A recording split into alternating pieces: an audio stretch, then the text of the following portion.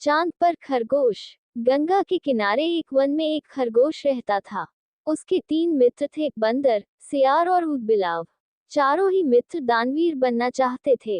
एक दिन बातचीत के क्रम में उन्होंने उपोस्त के दिन परम दान का निर्णय लिया, क्योंकि उस दिन के दान का संपूर्ण फल प्राप्त होता है, ऐसी बौद्धों की अवधारणा रही है। जब उपोस्त का दिन आया तो सुबह सवेरे सारे ही मित्र भोजन की तलाश में अपने अपने घरों से बाहर निकले। घूमते हुए ऊदबिलाव की नजर जब गंगा तट पर रखी 7 लोहित मछलियों पर पड़ी तो वह उन्हें अपने घर ले आया। उसी समय सियार भी कहीं से दही की एक हांडी और मांस का एक टुकड़ा चुरा अपने घर को लौट आया। उछलता कूदता बंदर भी किसी बाग से पके आम का गुच्छा तोड़ अपने घर ले आया। तीनों मित्रों ने उन्हीं वस्तुओं को दान में देने का संकल्प लिया, किंतु उनका चौथा मित्र खरगोश तो कोई साधारण प्राणी नहीं था। उसने सोचा, यदि वह अपने भोजन अर्थात घास पात का दान जो करे तो दान पाने वाले को शायद ही कुछ लाभ होगा। अतः उसने उपोस्त के अवसर पर याचक को परम संतुष्ट करने के उद्देश्य से स्वयं को ही दान में देने का निर्णय लिया।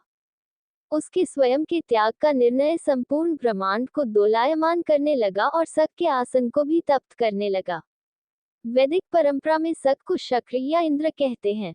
सक ने जब इस अति अलौकिक घटना का कारण जाना तो सन्यासी के रूप में वह उन चारों मित्रों की दानपरायणता की परीक्षा लेने स्वयं ही उनके घरों पर पहुंचे। ऊदबिलाव, सियार और बंदर ने सक को अपने अपने घरों से क्रमशः मछलियां, मांस और दही एवं पके आम के गुच्छे दान में देना चाहा, किंतु सक ने उनके द्वारा दी गई दान को वस्तुओं को ग्रहण नहीं किया। फिर वह खरगोश के पास पहुंचे और दान की याचना की। खरगोश ने दान के उपयुक्त अवसर को जान याचक को अपने संपूर्ण शरीर के मांस को अंगीठी में सेक कर देने का प्रस्ताव रखा। जब अंगीठी जलाई गई तो उसने 3 बार अपने रोमों को झटका ताकि उसके रोमों में बसे छोटे जीव आग में न जल जाएं। फिर वह बड़ी शालीनता के साथ जलती आग में कूद पड़ा। सक उसकी दानवीरता पर स्तब्ध हो उठे। चिरकाल तक उसने ऐसी दानवीरता न देखी थी और न ही सुनी थी। हाँ, आश्चर्य! आग ने खरगोश को नहीं जलाया, क्योंकि वह आग जादुई थी, सक के द्वारा किए गए परीक्षण का एक मायाजाल था।